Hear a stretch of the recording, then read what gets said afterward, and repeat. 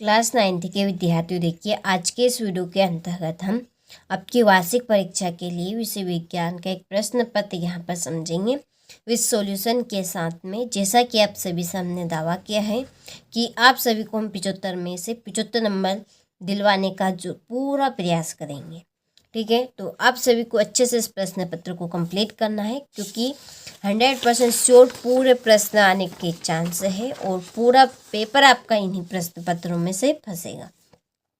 ठीक है, तो देखिए यहाँ पर मैंने आपके प्रश्न के टिक मार्क कर दिए है, ताकि आप सभी को मैं अच्छे से पढ़कर इनको समझा सकूं और आपका ज़्यादा टाइम वेस्ट ना हो।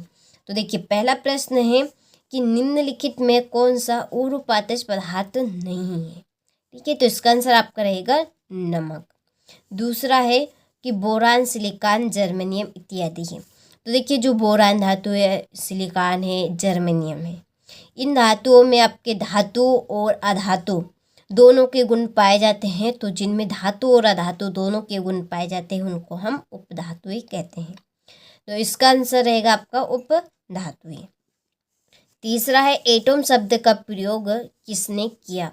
तो एटम शब्द का प्रयोग किया था जॉन डाल्टन ने।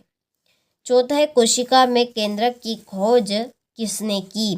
तो कोशिका में केंद्रक की खोज की थी रॉबर्ट ब्राउन ने। किसने की थी? रॉबर्ट ब्राउन ने। पांचवा है पौधों में जल एवं खनिज का संवहन होता है। तो पौधों में जल और खनिज का संवहन किसके द्वारा होता है? जाइलम के द्वारा। छठा है विस्थापन में परिवर्तन की दर कहलाती है। तो विस्थापन में परिवर्तन की दर कहलाती है वेग। ठीक है, चलिए इसके बाद में यहाँ से इंग्लिश मीडियम वाले बच्चे अच्छे से स्क्रीनशॉट ले ले। आपके भी यहाँ पे मैंने टिक मार्क कर दिए हैं। ठीक है, बाकी का यहाँ से आप ले लीजिए। फिर रिक्त स्थान की पूर्ति कीजिए। पहला है कि तापमान बढ़ाने पर कणों की गतिज ऊर्जा डेडेडेस है कैसी बढ़ती है। दूसरा विलियन एक डेडेडेस मिश्रण होता है। कैसा मिश्रण? समांगी। न्यूटन की खोज डेडेडेस ने की थी। न्यूटन की खोज किसने की थी? तो चैडविक ने की थी। और पादप कोशिका की भित्ति डेडेडेस की बनी होती है। तो सेलुलोज की। स्थायी ऊतक की कोशिकाएं डेडेडेस नहीं होती है, विभाजित। और न्यूटन का डेडेडेस नियम जड़त्व पर आधारित है। तो न्यूटन का कौन सा नियम जड़त्व पर आधारित रहता है? तो प्रथम नियम। ठीक है, तो आप सभी स्क्रीनशॉट ले लीजिए यहाँ से। इसके बाद में इंग्लिश मीडियम वाले आप यहाँ से ले लीजिए। अब बढ़ते हैं अगले प्रश्न की ओर। तापमान बढ़ाने पर कणों की गतिज ऊर्जा डेडेडेस है कैसी रहती है? बढ़ती है। और दूसरा है विलियन एक डेडेडेस मिश्रण होता है। तो विलियन आपका कैसा मिश्रण है? समांगी मिश्रण। और तीसरा है न्यूटन की खोज डेडेडेस ने की थी। न्यूटन की खोज चैडविक ने की थी। किसने? चैडविक ने।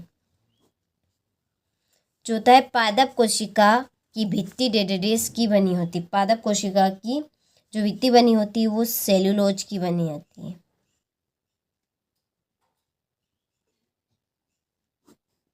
ठीक है, सेलुलोज की। और स्थायी ऊतक की कोशिकाएं डेडेडेस नहीं होती है। कैसे नहीं होती है? विभाजित।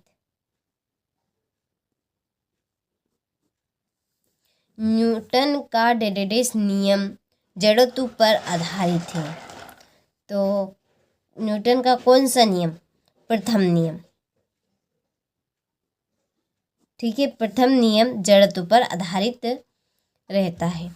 चलिए, तो यहाँ से आप स्क्रीनशॉट ले लीजिए अच्छे से। इसके बाद में यहाँ से देखिए ये इंग्लिश मीडियम वाले बच्चों के लिए है, आप इनको फिल कर लीजिएगा। और अगले वीडियो में चाहो तो हम इसके पूरा सॉल्यूशन आपके लिए भी कंप्लीट करवा देंगे। ठीक है, देखिए फिर है क्वेश्चन नंबर 3। इसमें है सही जोड़ी। देखिए तापमान का मात्रक आपका होता है केल्विन। तापमान का मात्रक क्या रहेगा? केल्विन। जेल है आपकी जेली, पनीर और मक्खन। कार्बन के सी यहाँ पर संकेत रहेगा।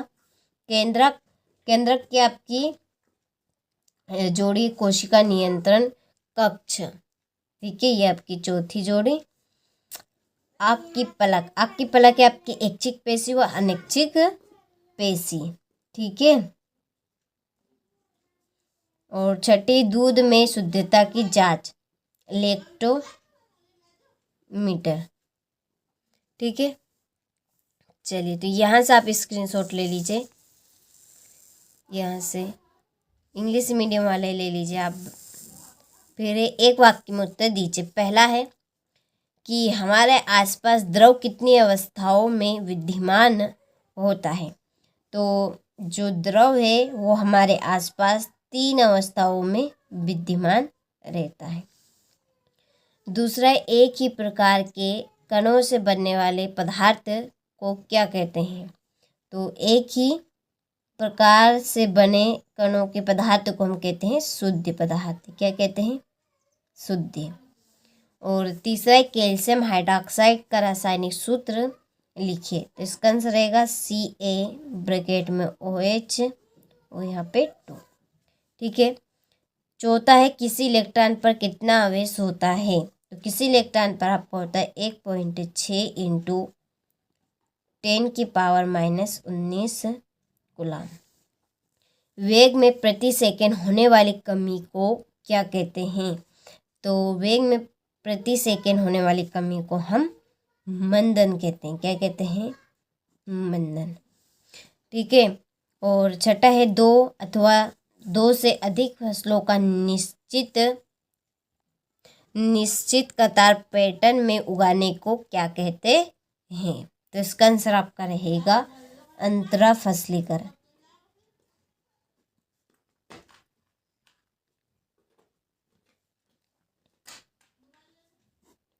ठीक है, चलिए यहाँ से आप स्क्रीनशॉट अच्छे से ले लीजिए।